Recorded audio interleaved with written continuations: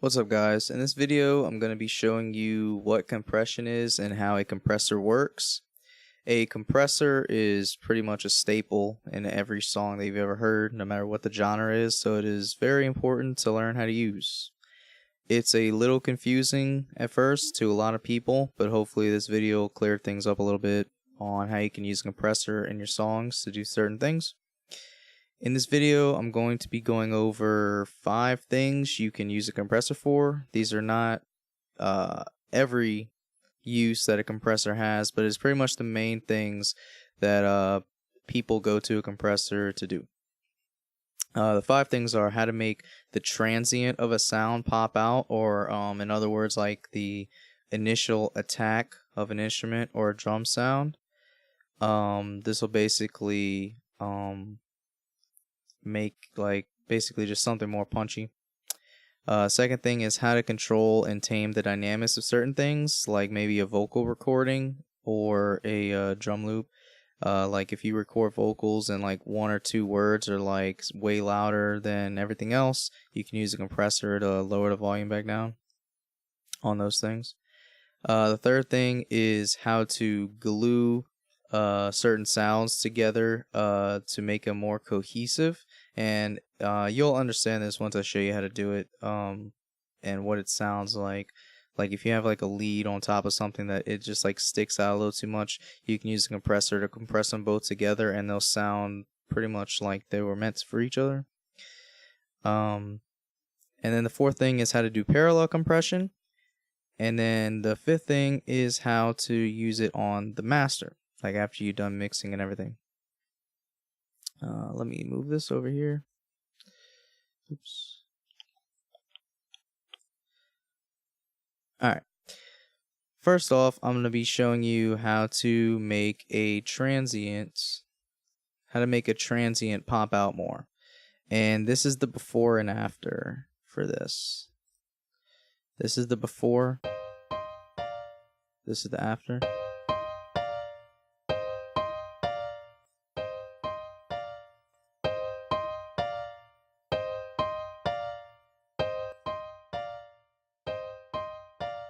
See how I get that? How I did that is, well, I'm not going to show you how I did it. First, I'm going to show you what these knobs do. Oh, and FYI, this video will be kind of long, so in the description, there's going to be timestamps for the certain sections of the video, so you don't have to skim through and try to find what you want. The information that you want, you just click on the timestamp in the description or go to that time, and I'll be talking about whatever it is that you want to know. So, first off, what these knobs do. This threshold is basically how loud the sound needs to be before the compressor starts to function. So, yeah, this piano, see, it's kind of coming up to like -9. So we could put the threshold to about -12, and that would be a pretty decent threshold. Basically, since the piano is hitting at about -9, -10 dB, that means that unless the threshold is under -9 or -10 dB, then the compressor won't be working on this specific sound. So I set it to -12 just to kind of get the compressor working at a decent rate. The ratio is set by default 1:1. That means for every 1 decibel over -12, which is the threshold, you get 1 decibel back. So it's not doing anything. If you set it to 2:1, that means for every decibel over -12, every 2, you get 1 back. So say the piano was hitting at -10, we have the threshold to -12. That's a 2 dB difference, and so that means you basically cut that 2 dB in half, because for every 2 you get 1, and so it would basically lower the volume of the instrument by 1 dB. And the attack and the release is, if you ever mess with a synthesizer before, you've seen these envelopes, the attack and release, and basically that means for like once it passes -12, once the sound gets louder than -12 dB, it'll take 15 milliseconds for the compressor to fully compress something, and then once it goes down below -12 back again, it'll take 200 milliseconds for the compressor to stop compressing. So it's pretty straightforward. So, oh, and this gain knob is once you're done compressing, the sound will be at a lower decibel, but you'll just raise the gain up or down, whatever you want to do, and you'll be able to, it's called makeup gain, you'll be able to set it to the same decibel it was before you compress it, and you'll be able to hear a difference. So to recap, the threshold is how loud the sound needs to be before the compressor starts compressing. The ratio is how much it's getting compressed. And the attack and release, the attack is once it goes over the threshold, it'll take this amount of time for it to be fully compressing at a 2-to-1 ratio. And then once it goes back down below -12, it'll take 200 milliseconds for the compressor to fully turn off.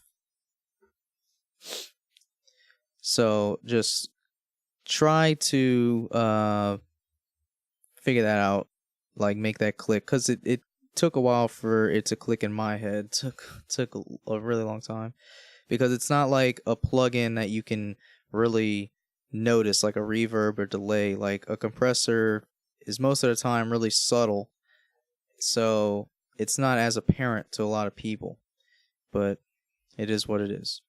So anyway, to make this transient pop out, basically what you want to do is have a fast attack and a kind of a long release with a low threshold and like a pretty high ratio.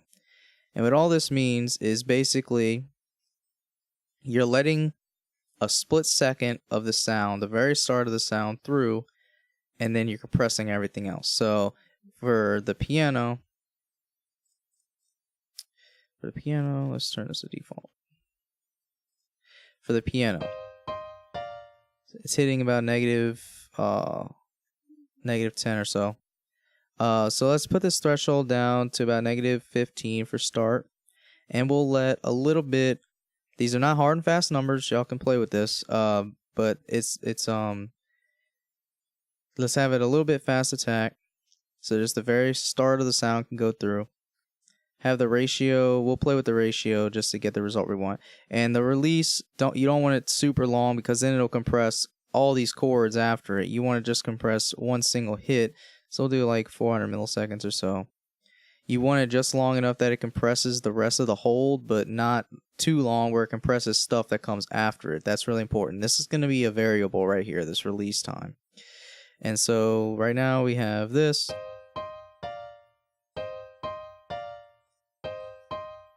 Not a big difference, but if we lower the threshold,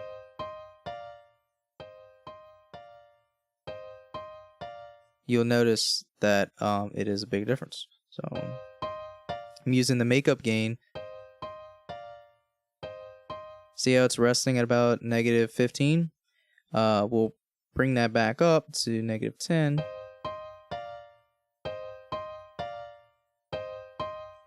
Right around where it was sitting originally. So this is the before, this is after.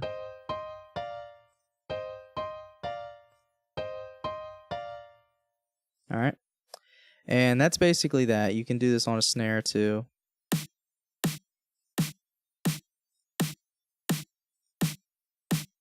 Now, this is kind of the opposite of what people typically use compressors for. But like it's in the name, compressor. It's meant to compress a waveform instead of make it more dynamic. But this is just something I like to do mainly on pianos, kind of basically, and then everything else. I mean, most of these EDM samples that you'll get, like in sample packs, they're already compressed. Like when they're making the samples to put in the pack, all these type of things, they're already compressed. But like acoustic stuff, like not really compressed, you know, they're kind of just recorded. So really on these drum samples, I really don't need to use compression, but that's just for an example. Mainly I just think it's cool to use on pianos.